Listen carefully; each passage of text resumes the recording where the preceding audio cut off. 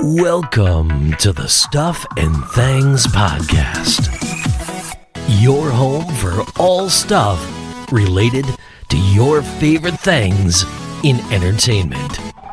Now, here are your hosts.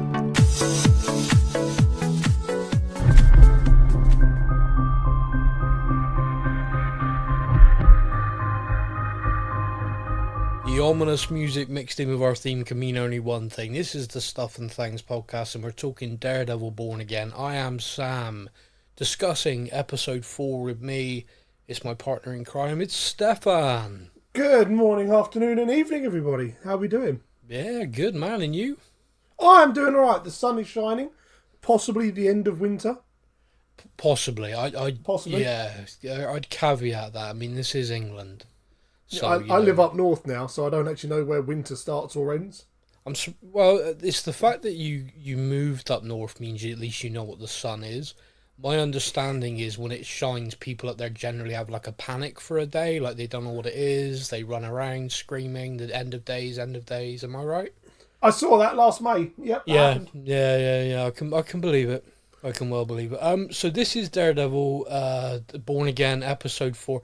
I keep having this weird thing where I'm like, this is Daredevil season 4. But then I stop myself because I know I got to do Daredevil Born Again or Disney sue my ass.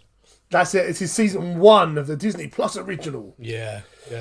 In quotations, season 4. Do you know why? Do you know why they do that? And this is really awful. Go on. So let's say you're a showrunner and a writer on a TV series and you write the first episode of episode 1 or whatever, but you're on there. You'll earn residuals for episode 2, 3, 4 because you're part of it, whether you've written them or not. Mm-hmm. So if the show runs 10 years, you get 10 years worth of residuals because you're part of that team. You're part of the writing staff. You're part of the creation. Nice. Yeah, so when Disney Born Again. Yeah, so the fact it's called Daredevil Born Again, even if it's the same characters, set the same, it is basically season 4. It's technically a spin-off, therefore the new creative team get the money and the people who did 1, 2 and 3 aren't anything to do with it. Okay. Another famous example of a network or a production company doing that is The Walking Dead, where they ended the show on season 11, created loads of spin-offs, basically continuing the show. To like literally just continue, like these are sort of episodes that just continue all of it, and they're all about bringing it all back together again. Like, oh, we've done these offshoots of these different characters, and we're going to bring it all back together. It's basically just The Walking Dead continuing, but by doing this, they managed to, because of how big that ensemble cast became and the writing staff and everything, they've just cut the cost massively by doing that. There you Hollywood. Go. Oh, it's a wonderful thing, business. So this episode, however, let's focus on this because there's a lot in it. It is Daredevil Born Again, episode 4, and the title of the episode was... A pain in the arse for me to try and say. Sic Semper Systema. It is Sic Semper Systema, I believe. That's how I believe it should be said. I was close. For a guy with like a kind of dyslexia thing reading that, I'm happy with that. Well, the fact that I corrected you 10 minutes ago, though, should have meant you got it right. Correct, but I still looked at it and couldn't. Yeah. For anyone wondering why that would be the case, this is our second go-around recording this part of the show because we had a technical glitch, which meant the first time round it didn't record. Yeah, we got 2 minutes further this time, though, so, you know. Yeah, we're so far into it now that even if it just stops, I'm going to upload whatever it is. That's just it. Right? Just go with it now. I'm going to cut off mid-sentence. I'm going to tell people, and that's just how I decided to end it. It was an artistic choice, like The Sopranos. Okay, so Sic Semper Systema. Have you got any idea the meaning behind that? 10 minutes ago, no. Now, a little bit. You were halfway through an epic history lesson about it, and then my computer died. So, I am going to let you carry on the story. Yeah, so it is Latin. There's a lot of kind of potential meanings in this. The character, the Punisher, was Marine, and Semper Fi you'll hear is because there's a Latin motto for the US Marines. You'll also know, or at least if you're as much of a history nerd as I am, U.S. president was assassinated. Lincoln was assassinated by John Wilkes Booth, who jumped down afterwards and shouted "Sic semper tyrannis," which, if you're doing a literal translation, kind of means "thus are tyrants," I think. Which, if you look at that, it's like, well, why the hell did he shout that garbled nonsense? That doesn't make sense. But you gotta try and not do a word for word translation, because the meaning behind it is very different. You know, think about how English has changed over the years. Like, if you think about Shakespeare, it's like another language, but that is English. What they are saying is English, but the meaning behind the words is got to be translated into modern parlance. So, mate, I don't even understand what kids are saying half the time now. So yeah. Shakespeare, yeah. Yeah, sick, bro. So the Sic semper tyrannis, there's a debate over this, but I'm going to say it basically means death to tyrants, or the end to tyrants. So Sic semper systema, I think, in this is the kind of meaning of the end of the system, or the end of death to the system. And the reason why I say that, and again, it's interpretation, so you may well hear a different show or a different blog or someone, and they'll have a different opinion on this. But for me, I think that's what they're saying, because in it, you have this kind of, Matt talks about the system and how he relies on it, and is not mocked, but kind of mocked by the Punisher for that. And you also have Mayor Fisk running up against the system, where he's like, okay, let's just do this. And they're like, you can't. There's systems in place. You know, the system means you got to get this, you got to do this, you got to do this. And he's becoming frustrated by that. I mean, that was a fantastic scene. We'll get on to that in a minute, but that was such a good scene. Okay, so what I want to do with the show today is I want to kind of dance around a little bit, in the sense of there's lots of scenes in this. This felt like an episode where I think this is probably going to be one of the episodes where we later find out it was heavily stitched together with original footage to new footage, because it felt like as an episode it jumped from kind of scene to scene, like brilliant, but it just did feel to me like the editing was a lot in this one. You know, like they put it together from, okay, we got this is perfect, we can slide that in with this. And that's just how it kind of felt to me. It was the longest episode so far. But what I want to do is I want to kind of jump around, but I will start where the episode started, with Matt basically taking the belongings for Hector, and the White Tiger amulet, the outfit, and then running into Angela Del Toro, his niece.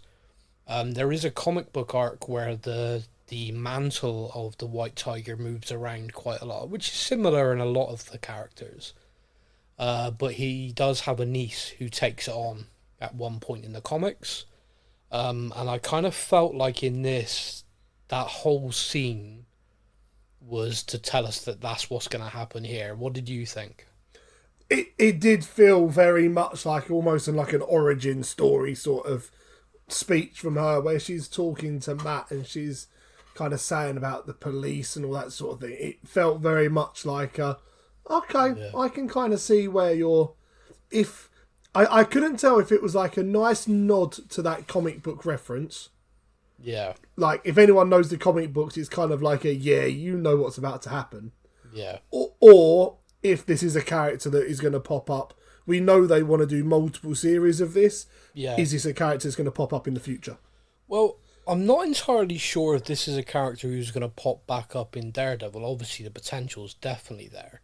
However, we are now aware that the Young Avengers project, which was being led by the Ms. Marvel character, is now looking more and more likely to become a series set in New York, which is kind of like these young, because she obviously is in New York.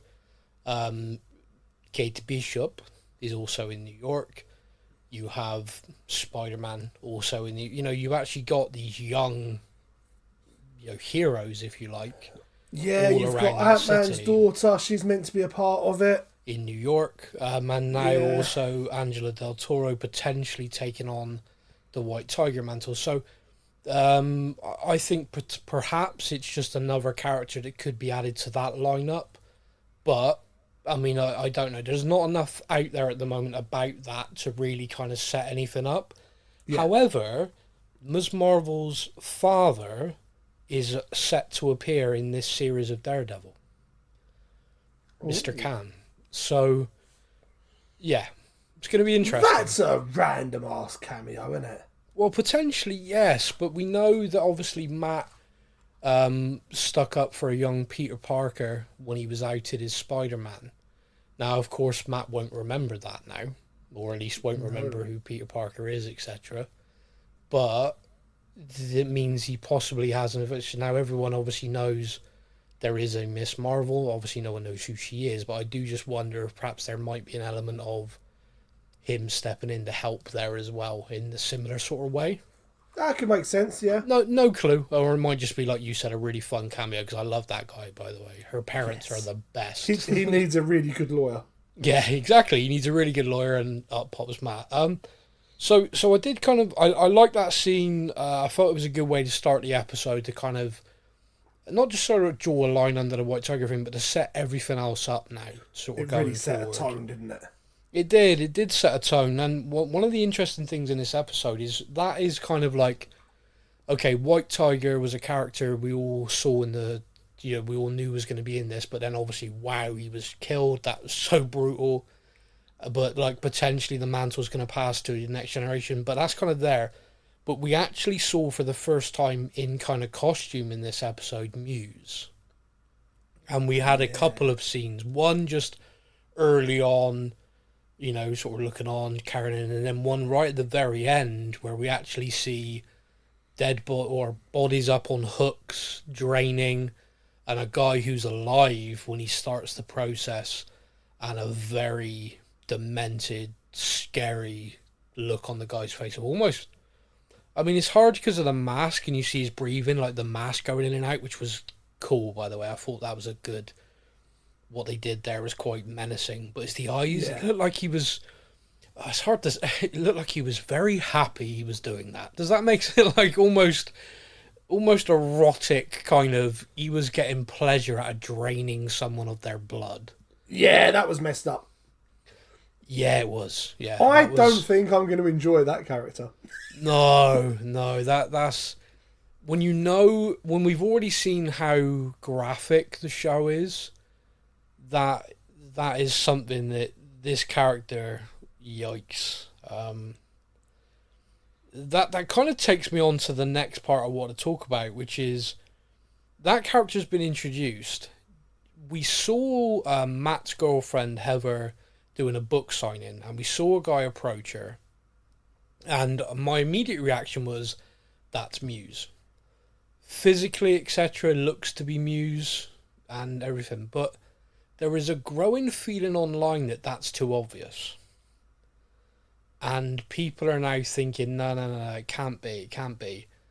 I think Muse, or people are saying, they think Muse is actually the character who is Daniel Blake, who's like the Fisk super fan working for him, who obviously nearly got brutalised this one, which we'll come on to, but I don't see it myself. I don't think they've got the same kind of body structure, let alone... No, that's one thing for me that I agree with you on. And also, he was out partying with BB, and then we saw Muse up to no good at the same sort of time, or like later on. So yeah, I'm not convinced by that. I mean, we don't know, but yeah, I think when we saw that guy go to the book signing and wants to book an appointment, I have a horrible feeling what that means. So, a serial killer does not book in for therapy.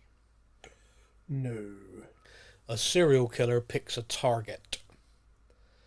And Heather would seemingly, to me, to be a target for Muse, if I'm right, and this is that guy.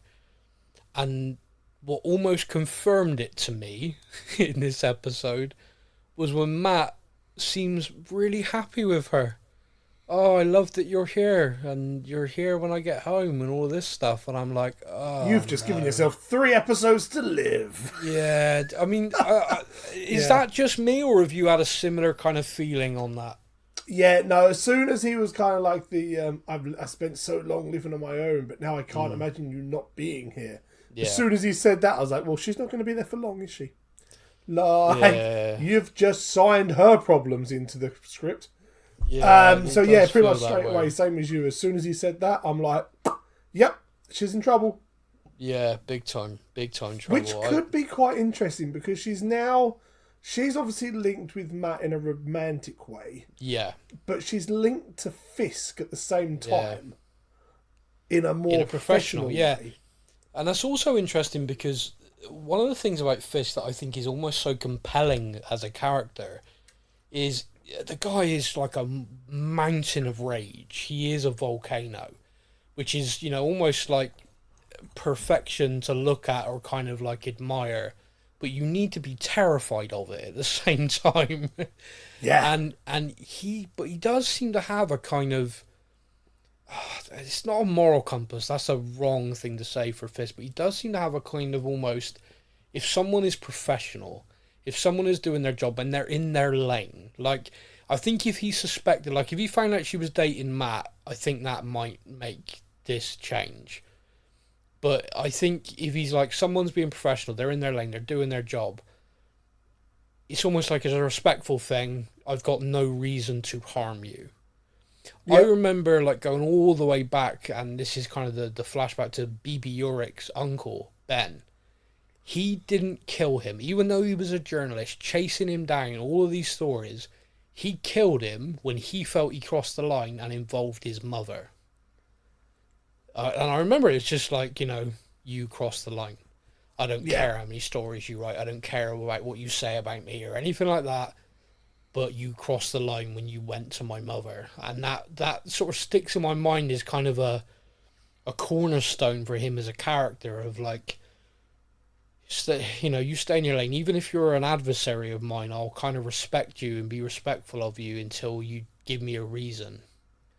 And so it would be very interesting if, even as a temporary alliance, something happening to Heather, would Fisk and Matt suddenly become on the same side?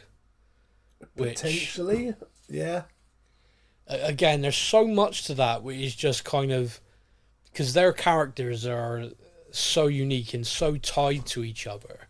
I think you need a few more episodes, and you need like the therapy to be starting to work. Yes, and then once that happens, if something was to happen to Heather, then Fisk is going to be like, "No, you saved my marriage. I'm going to protect you." No, that's such a good point, because I think the therapy working and Vanessa becoming back to him, and I think we're actually already seeing hints to it in the sense of just visual cues. So I don't know if you noticed this, they were sat, slightly closer to each other on the sofa for therapy. Yep. It was like their body language in the first episode, both literally as far apart as they could be, facing away from each other. This episode, they were kind of sat in similar positions, but their bodies were coming inwards, which again is a body language cue. But also the table scene we saw in the previous episode, they were sat at either end of the table. It was almost like they'd have to shout to each other to communicate. Yep. In this one where they were eating together, they were actually sat the same side of the table. So again, although clearly things are still happening, I think those visual cues are. I think you're right. I think what you just said then is, I think you've almost just confirmed that Heather's doomed, because you're right. I think with each therapy session, with each passing episode, it is probably going to be them coming back together, and then obviously her loss would both, I think professionally, he'd then be worried, oh shit, we've lost our therapist. Are we back to square one? Yeah. Yeah, so that'd be interesting.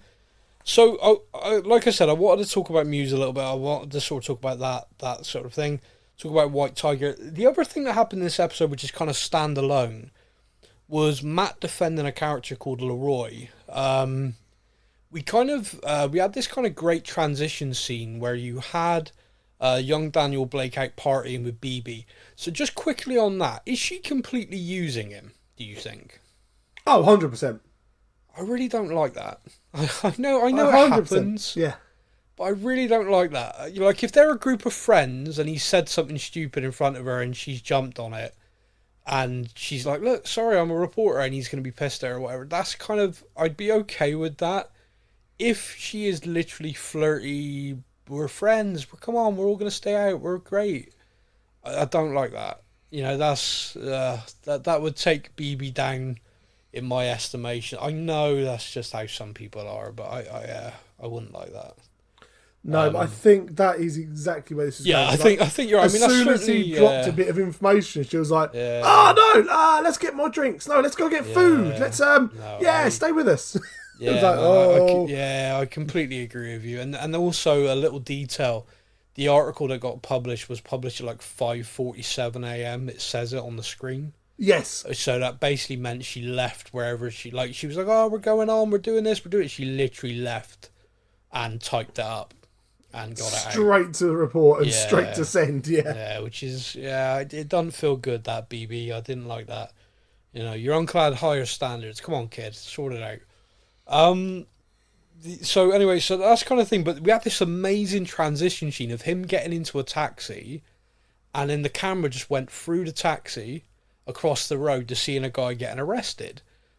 And at the time, I was kind of like, okay, I don't really know why you've seen this. And then, of course, you find that Matt's being sent down. I was like, oh, okay, all right, that's why we saw it. Okay, that was cool. It was quite clever. Quite clever, that, yeah. Yeah, it was a cool little visual thing. I like the way that the show is filmed and framed. I really do. I really do like the way they do it. So, Matt goes down there.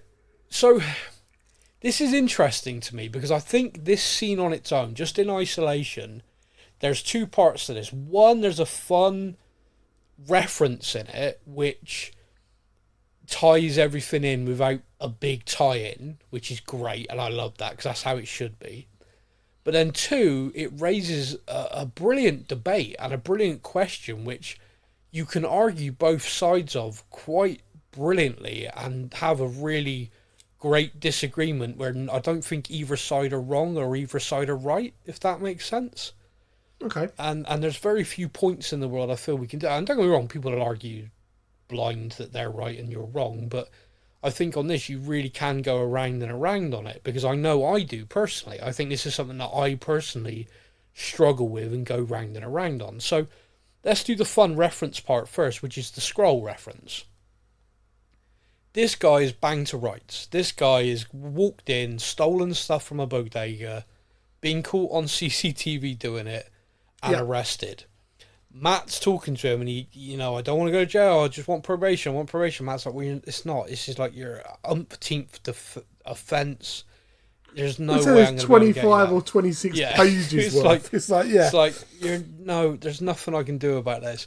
And the guy's like, oh, what about this? Could it have been a scroll? Loved that. Absolutely cracked me up. I loved that someone's thought of that as a defence. Like that to me felt like a modern MCU version of the hip flask defense, which is, if anyone listening doesn't know what that is, you get stopped for drink driving and you have a hip flask on you and you say you took a hit from the hip flask to steady your nerves after the event. And it's like, oh yeah, well I wouldn't pass the breathalyzer now because I've just drunk now to steady my nerves. Yeah. The hip flask defense is a legal thing. Look it up. Amazing. Yes. However, this to me felt like an MCU version of, it was a scroll. That wouldn't be. You kept CCTV done prove nothing nowadays because we know there are shape-shifting aliens. Matt's total dismissal. Could it have been a scroll? No.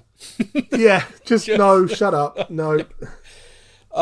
But the debate they then have, so Matt goes and has a kind of legal argument to try and get a deal as good as possible. That's what Matt does. That's what he's there to do. And I kind of love that they showed, like, the last couple of episodes has shown, like, the big grand court, masses of people, big jury. Yeah, and this is like the petty crime, like, go talk to sweet talk to a lady, like, if I flirt with you a little bit, can I get a and he does. And by the way, she is so into him. Oh, massively. Because when he walks away, she is checking him out. Matt, so yeah, Matt could be slumming it all around New York if he wanted to. But he he had this. I mean, the two of them then have this great kind of legal debate back and forth where he's basically creating this massive argument with her over what she deems to be this tiny little thing. He's like, really? Are you really going to argue with me about this whole system based on this one guy? He's like, yeah, why not? And they get into it and she's like, look, I'm going to do this. And she's basically saying to him, I'm doing this purely for you. Like, this is purely a gesture to you to both make you shut up and leave me alone, and because clearly I'd like to go to Pound Town with you. Go get coffee. Yeah, get coffee. That's the correct term in this set. The Defenders universe is very much let's get a coffee. Which basically anytime Jessica Jones and Luke Cage says it, you know what's gonna happen. Bow chicka wow wow. Anyway. He goes back like quite pleased with himself, and the guy who, by the way, has been a real asshole to him. Like, he's just total massively. Attitude, and he's been really disrespectful to him. So this is where it comes to me, where it's just this really interesting exchange, because he's like having a go at Matt over this, and my entire reaction to this is like, you cocky bastard, who the hell do you think you are that you can just walk into a place, steal, and get away with it, when you've been... This like is constant for you. You are just clearly taking the piss all the time, breaking the law, and you're mad at him that you're only gonna you're basically gonna be in for under a week. Yeah, it's like 10 days, not including today. They can't be asked to do stuff at the weekend. Home by Friday. Yeah, exactly. Like he's done that, which anyone else wouldn't have argued your case. You'd have been getting 30 days minimum. But he's just gone and done that for you. And he's obviously quite pleased with himself, because he walked back there like, oh, that's awesome. Like, I've really done well there. Yeah. And the guy's kind of shit on it. And the guy's been mocking him for being blind. Oh, great, I've got a blind lawyer. All of this stuff. So I'm completely of this opinion of, like, no, Matt, walk back in there and say, throw him in there for a month. Throw the book at him. Yeah. The guy makes the point, which is a very, very valid, much larger point, that the system in the USA, and I guess a lot of penal systems around the world, you would rather spend money, or the government would rather spend money incarcerating a citizen than feeding them. And this is where I go round and round on this, right? It's a real difficult kind of battle, isn't it? Because he's absolutely right in that. Like, that line alone is 100% right. Like, you should, as a society, we should, as a society, every society, USA, UK, wherever we are, should ensure that the basic minimum standards of living is achievable for everybody. That should be the role of the government. The role of the government also is to law and order. And if someone is continuously breaking the law, which this person is, now if they're, again, like I said, you go round and round on this, because he said, like, I can't eat, like, I haven't got the food to eat. Last time they locked me up because I took something, I then missed my appointment, which meant I could no longer get food stamps, which, I had to eat out of bins. And you're like, I can understand how someone in that situation would steal food. Like, do you know what I mean? It's not like it wasn't a bank robbery. It wasn't like this is petty larceny. He literally just, he stole something sweet to eat, because he was like, I'm fed up of eating tasteless crap. Yeah, I don't have the money to do it. And then he makes the point of, he's like, well, why didn't the police get arrested? The police then ate it and they had their own stuff. Why is there nothing happening to them? Why is it only me? I can't afford to eat. And I'm getting locked up, but the police are on a salary. They then ate the food that was taken, and nothing happens to them. It is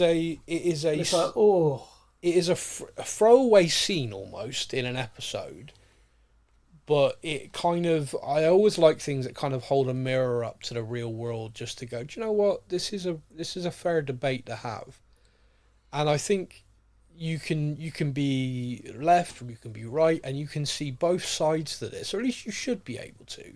You should be able to allow yourself to see all sides to it, where you can argue, like, you shouldn't break the law, but then society also shouldn't allow you to be in a position where you are starving.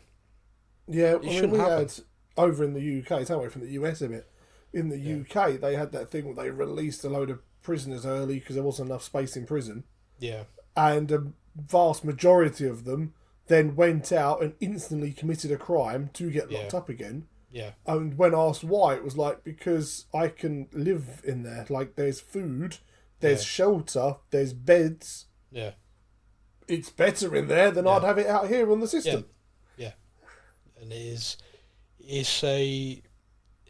there are things that are fundamentally flawed that need to be looked at, but society is never perfect, but you got to be working towards it all the time.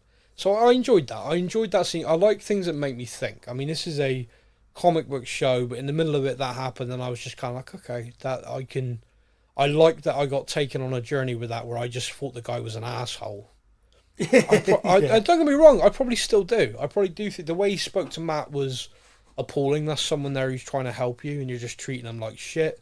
Yeah. He has actually helped you. If you go by the letter of the law, he has just helped you massively, and you're still being an asshole to him. So I don't like you. His points are valid, but I don't like you.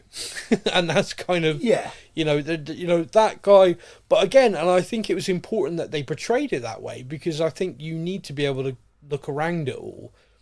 He's being that way because he's so frustrated. Like, there's no way for him to get out of this cycle he's in, unless, just some sort of bolt of luck or something, but he's stuck. Yeah. And I felt that was good. I enjoyed that anyway, that scene, and I wanted to kind of just take a moment for it, but also the scroll mention was incredible. I love the scroll mention. The next thing that I want to talk about is Mayor Fisk. So we're going to focus on Mayor Fisk in this, which is, I mentioned we kept hearing Red Hook a lot. And once again, this episode, he heads to Red Hook, which is this dilapidated old industrial part of the city, and he's got big plans. He's got this amazing plan to rejuvenate the industrial part of the city. Oh, mate, this scene cracked me up. Okay, go on. You run with it first, and I'll bring you what I'm thinking. You've got Fisk there, and he's got this beautiful plan, like, even in, like, the diagram thing of what he wants to do, you can see, like, these lovely green spaces and trees and the industrial area, but they're still, like, it looks really nice, and he's like, yep, we're going to do it. Let's do it. Let's get it done. Yeah. And he's got, obviously, his advisor, who's like, no, you can't just... No, it doesn't work like that. You cannot just say, I'm doing it and doing it. So just very quickly, did you feel that this is holding a mirror up to anything at all? Quite possibly, yeah. Did you think the line, you can't could just well speak be looking it? at real world events, so let me just do whatever the hell I like. Yeah. Yeah, you can't just speak it into existence. There are things you have to do. There are processes. You cannot just send a tweet and that be law. Yeah. Oh, I think you've hinted too heavily now. They're going to come for you. Yeah, I think I was getting away with it, but I think you're going to get maggoted. So the thing that it was great. It's just the fact she's like, right, you can't do that. You've got to do this first. He's like, well, do it. And he's like, she's like, no, you've got to do this first. Okay, do it. Do that then. No, you've got to do this first. Okay, do it. No, look, the first step is this. Then he's like, the look on Fisk's face is like, right, don't be angry, be professional, don't kill her, don't kill her. Yeah, it's like, don't you can kill her, see that he probably really wanted just to turn around and go, why didn't you start with that? Why did we work down the process to what I can do? Why not just tell me how to start the process? Always watch his hands twitching. It's incredible. Yeah. Just watch. It is very good. So I loved that scene, and I thought that scene was great, and I loved every part of it until it got upstaged by Fisk having to go and be sung at by school children. We built this city on rock and roll. There was something so mesmerising about it, in the case of him having to sit there on one of those little school chairs looking gigantic on this little school chair. And then it's like, okay, our next song. No. No. I have to go somewhere, but that was fantastic. I have to go somewhere else. Yeah, that was fantastic. Like, loved it. And the kid's like, yay, Mayor Fisk. And then when he leaves, because he wants to get out of there, he can't handle being sung at. He goes to somewhere else and they sing to him. In Latvia, the exact same song. Yeah. Oh, mate, I was doubled up, creasing with laughter at that. It's just the whole thing. Yeah. It's the fact he starts the day as well. It's like, oh, we got a really busy day. It's like, busy days are good because he wants to be productive. He wants to get stuff done. And yet he spent his day being sung to the same song. And he comes out the school and he's angry. Like, I don't want to do this. I haven't got time for this. Like, no, this is what you have to do. So he kind of walks into that room like, oh, for fuck, walks in there. And then he starts singing in Latvian the same song at him. I was gone. It was brilliant. Very, very good. And also, whilst this is going on, the BB story breaks. Daniel tells his sort of line manager, if you like, that was me. And she's like, okay, look, just let me handle it because this is going to go crazy. And he loses it. Fisk is mad. He calls everybody in. And I'm like, is this the moment? Is this where Mayor Fisk, in front of everyone, becomes Kingpin again? Just literally rips Daniel's head from his body. Yeah. I think Fisk was almost impressed that he stepped forward. Mate, talk about oversharing. Again, this whole thing, I mean, laughing, I had a few tequilas, and if we're being completely honest, probably some ketamine. I know. I was like, dude, overshare. Even Fisk is like, yeah, stop now. It's the way she says to him, like, stop talking. Like, oh my God. Because he's like, okay, I forgive you. We're going to move on. But if you ever betray me again, it'd be the last thing you do. No, I don't deserve it. I'll go clear my desk. Are you trying to talk yourself out of a job? No. Just shut up and leave the room, kid. You have no idea how close you were to death. Like, that wasn't just, oh my God, you're going to fire me. Whatever you're going to do to me. It's like, no, he will rip your head off. He will put his hand up your nose and rip your brain out. Like, he will destroy you. So that was good. I like that. But I was like, okay, Fisk really does have a handle on this shit. Whatever he's doing, whatever he's doing to unleash his fury, is really working. And then we go to this counselling session, him and Vanessa, like I said. Their body language was slightly better. The counsellor wants to talk about Adam. They don't want to talk about Adam. No. But we also get, I just spoke to him, says Fisk. And he says, like, I needed to speak to him to explain to him how much I loved Vanessa and how much I wanted her. And where's Adam now? And both of them, I don't know. I don't know. Now, me and you have had this theory from episode 1, and we heard the name Adam, that Adam is basically up on a meat hook somewhere, and we saw Fisk knuckles, and we were like, there's no way this guy Adam touched Vanessa and Fisk isn't doing something to him. Yeah. No way on this earth. And at the end of this episode, we find that Adam is indeed locked up as Fisk's pet, just in a cage. By the way, Fisk is carb loading on the sly. Every meal we've seen him eat has been like egg white, asparagus, and then in this he's got pasta with sausages laid on the top of it. Yeah. And he just sits there eating in front of the guy. I don't know whether he's literally starving him to death whilst he eats in front of him. I have no idea. That seems a very Fisk thing to do. But he's like screaming at him, rattling the cage. He's like, Fisk! Also, on his way there, did you notice he walked past the painting and still had the blood stains on it from when Matt beat the shit out of him? Oh. Okay, so there's this white wall thing, white picture that Fisk bought when he first bonded and met Vanessa. Yeah. And when Matt, at the end of season 3 of Daredevil, beats Fisk within an inch of his life with the ropes tied around his hands, the blood splatters all up this white painting. I noticed the painting. I didn't notice the blood splatter. That's cool. Yeah, and as he walks past it, the blood splatter's still there. There's one other thing I noticed, and this is possibly me being a bit geeky, a bit kind of looking for things. But at the end of this episode, when we see that scene, Fisk is walking down steps, like descending into becoming Kingpin. Yeah. And at the same time, we have a scene of Matt climbing a ladder, going up to the roof to become Daredevil again. And I just thought him heading upwards for his calling and Fisk heading down to his calling. I thought that was quite a good depiction for the two of them. So yeah, I mean that's kind of all the bits and pieces from the different scenes I had, with one obviously large one left, which is Matt and Frank Castle. These two on screen together are just brilliant. Did you? I mean, I don't know, but I mean, to me, it is special. Now, you never watched the Punisher series, which is series 1 and 2 on Netflix, now on Disney Plus. They're available. Yeah, I watched the first 3 episodes. Yeah, that's not a good advert. Yeah, no, in fairness, the only reason I only watched 3 episodes, I think I said it was other podcasts, is at the time I was working like crazy long hours. Yeah. And my only time to really watch TV was literally like, get into bed and put the telly on. Yeah. And the programme was just so dark and intense. I was like, nah, if I've had a long day at work, I need to be watching something funny on TV, because I was watching an episode of that and then sitting there for hours going, damn, whoa, okay. Yeah, it is. That is definitely not a late at night, about to go to bed watching show. Well, the guy who wrote those 2 series is the one who rewrote Daredevil Born Again for the rewrites.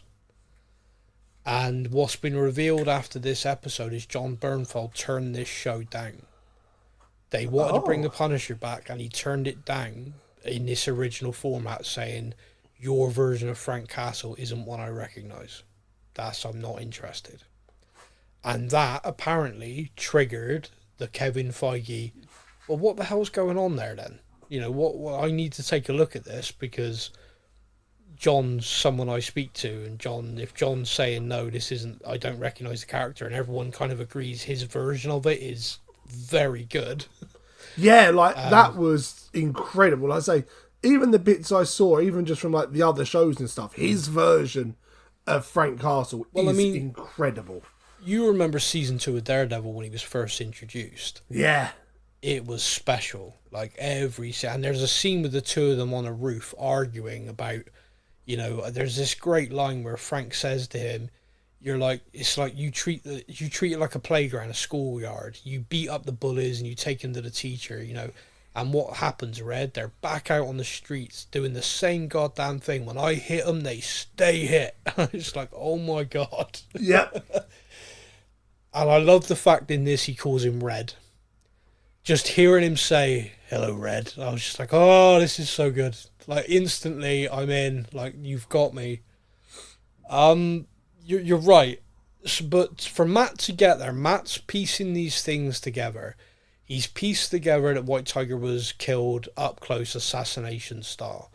He works out, okay, so you didn't find the bullet, no one found the casing. Then he goes there, has a look, realises where the casing would have gone, and by luck finds it. Mate, that whole scene itself just shows how incredible Matt's abilities are. Yeah, like, true. Just to know, right, I'm going to knock a bottle over. Where does that run to? Like, where does the street go? Because that's realistically where the bullet might have ended up. Oh, yeah, down the drain. Yeah. There's the bullet casing. I was like, whoa. Yeah, it was a very simplistic, but very kind of, it's a blind thing. I love the fact he says that so often. You know, I can tell you've had, what was it, honey cake this morning. She's like, what? He's like, that's a blind thing. And she's like, oh, okay. I'm not sure that makes me feel comfortable that you can smell what I ate for breakfast on me, but okay. You psycho. But I'll still go to Pound Town. Yeah, she would. Yeah. She'd go get coffee anytime. But yeah, so he finds the bullet case and he feels it in his fingers. I don't see it in that. I don't see what he obviously feels. But then when he arrives with Frank and he puts it down, it's got the Punisher skull logo on it. Frank's response to this is brilliant. Oh, it's a fucking fanboy. Just like, oh my God, Frank. Don't give a shit what's happened. That's not the sort of fanboys you want. No. I mean, we got him on here. But so you felt that it was the Punisher who killed the guy. You were actually like, yeah, it was Frank, wasn't it? Who killed the White Tiger. Are you now happy that it's not? I'm happy it wasn't, yeah. Yeah, good. What did you think then to this scene? I mean, we'll dive into a little bit, but just the 2 of them on screen again, the 2 of them going back and forth for a little bit. And it felt to me that Matt needed that. Like, there's even a moment where Matt loses his temper and hits him and then apologizes, and he's like, why are you apologizing? Yeah. Like, I was provoking you. You needed to hit me. Yeah, why are you apologising? Trust me, I've taken bigger beatings. I didn't even feel that. Why are you apologising? I do love the fact that Frank's clearly still very active. He's like bruised and cut all over him. It's not like clean shaven, looking good. He looks messed up like he always does. Yeah, like he even has like the wall of different types of guns and stuff. Yeah. And Matt says to him, you could do some really good. Look, you could do things for good. And he's like, no, just no. I could, but no. The whole, have you been a service, Red? Have you served? I was like, oh, this is so good. This is like, it's back to that debate again where he's like, all you do is you beat him up and you let him go. The whole thing about the system, Matt breaks, like, he got life. He's like, is that what Foggy got? I was just like, oh, shit. As soon as he said that, you're kind of like, oh, there's the break point. There it is. That's so good. That was so well written and so well acted. Also, when Matt leaves, so there's this moment where Frank talks about he hears his son, and he's saying to him, you still hear him, don't you? You hear Foggy. Do you think that confirms the theory that when the actor comes back, he's basically going to be in Matt's head? I think so. Okay. It's like almost like they set the groundwork for that there. I still think he's alive.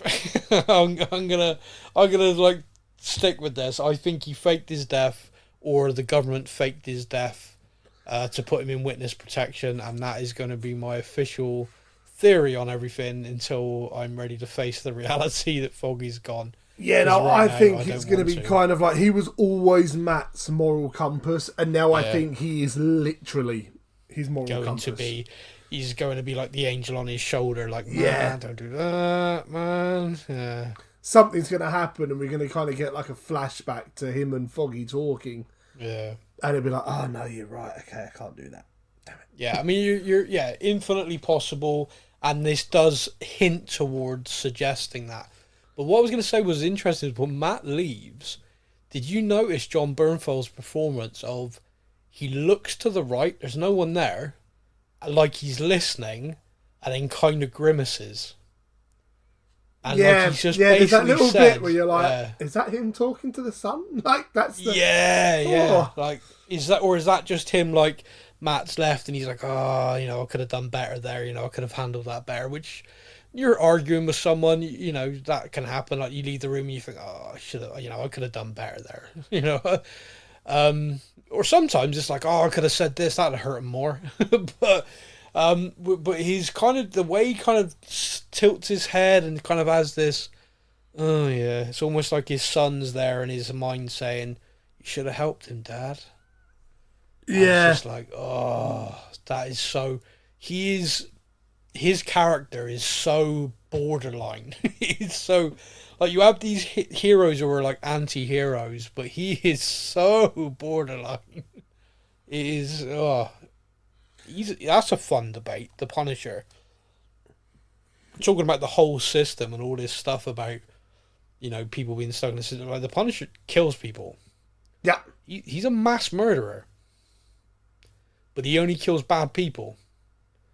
But he's the one judging them to be bad, which was the debate him and Matt had all that time ago. Yeah, so, like, is he a good guy or a bad guy then? Because, is he a vigilante because he is stopping the bad guys, but then at the same time he's deciding that they're bad people, and he's not allowing the system to do what the system does. He's just like, you're bad, bang! Not anymore. Sic semper systema.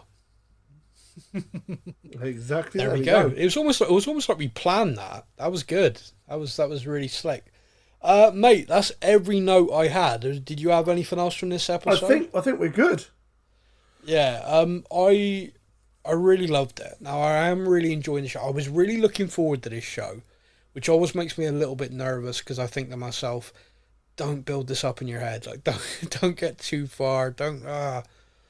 And I know that whatever comes out that I enjoy and I'm enjoying, there will always be people who don't like it.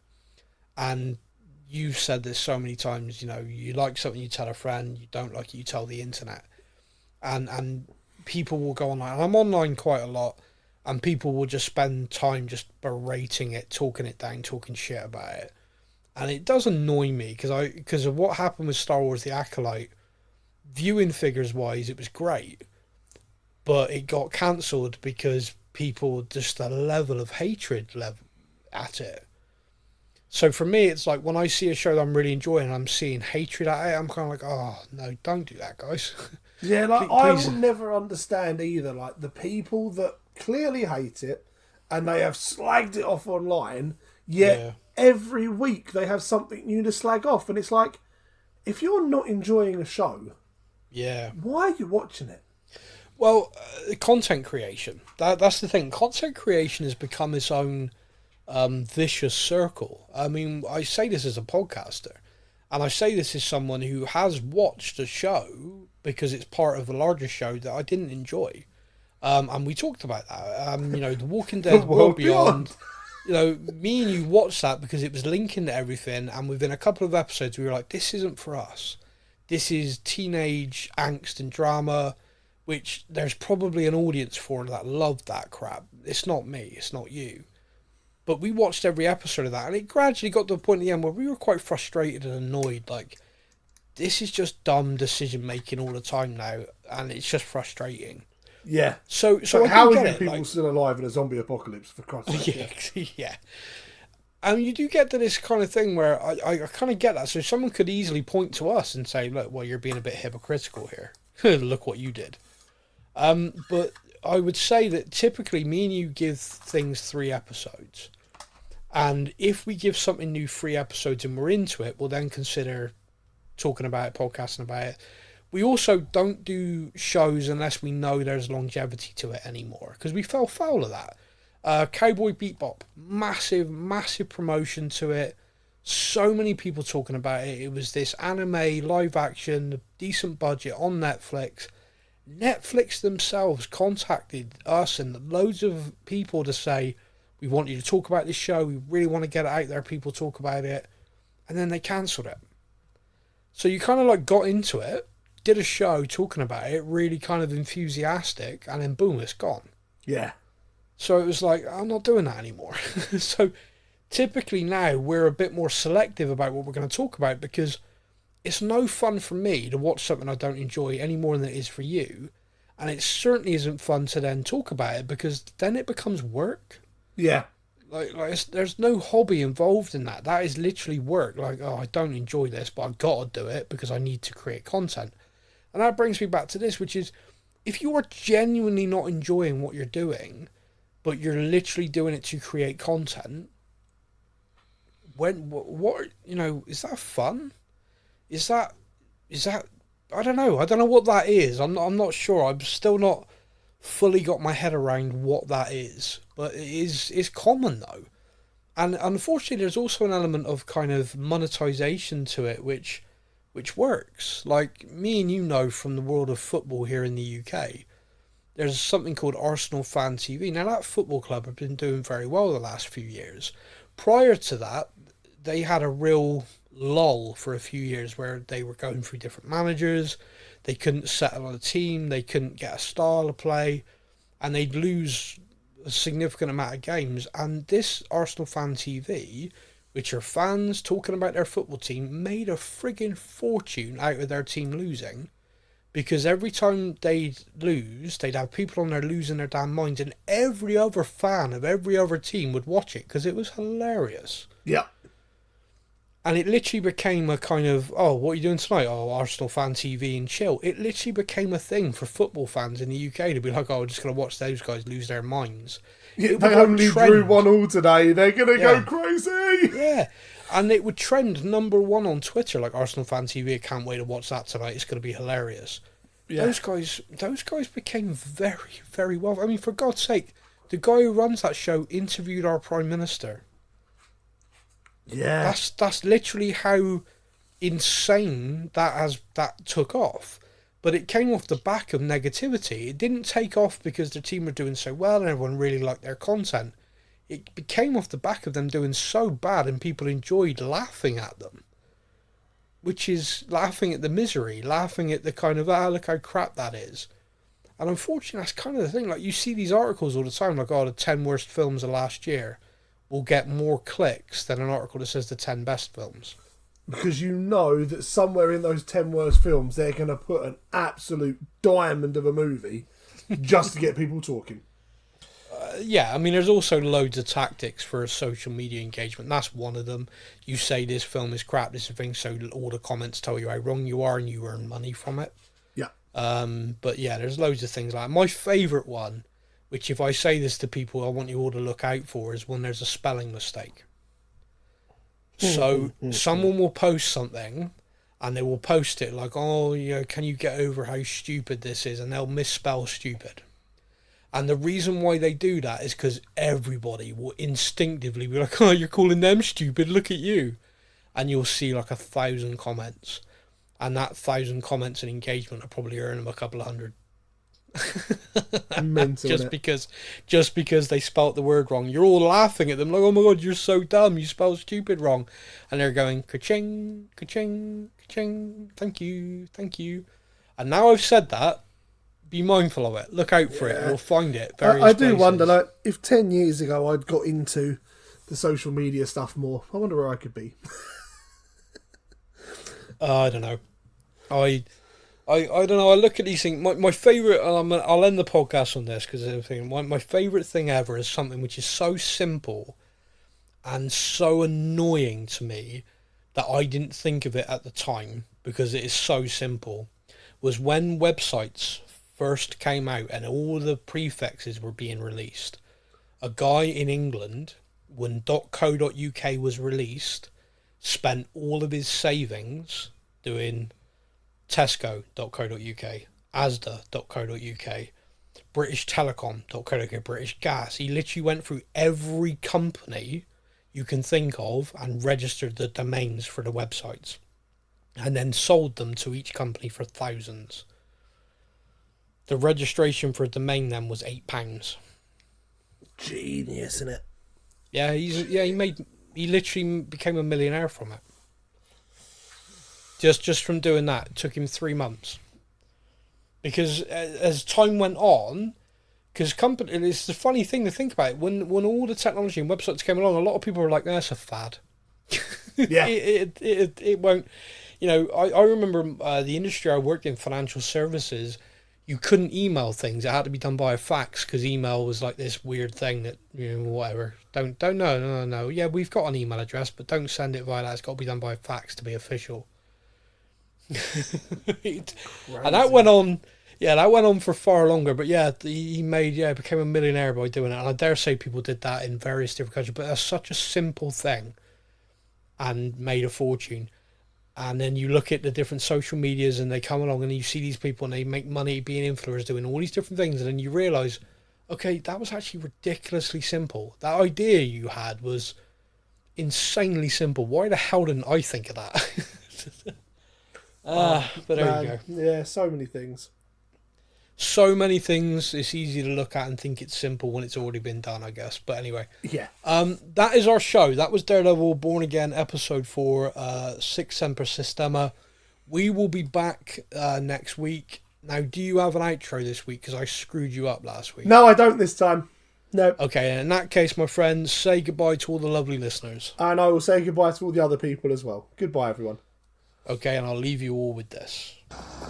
I'll tell you what I think, Rick. Tell me what you think. I don't think you came here for my help. See, I think you want my permission. You want to get your hands on somebody, huh? You want to hurt them. Maybe a little bit scared. A little scared about what that means. It's an interesting take. I like it. But, no. Sorry, buddy. Way off on that one. You're so full of shit, counselor. You're so full of shit. You're guilty. Excuse me? Yeah. I guilt that shit, and that's my home, Red. And I can see it on you. I can smell it on you. It's all over you. I'm going to come back another day, Frank. Maybe catch you at a better time. You come at me with that horse shit about saving lives. How about that friend of yours who saved his life? Thank you for listening to the Stuff and Things podcast. We hope you enjoyed the show. You can find us on Facebook or online. Simply search the Stuff and Things podcast to join in our conversation every week.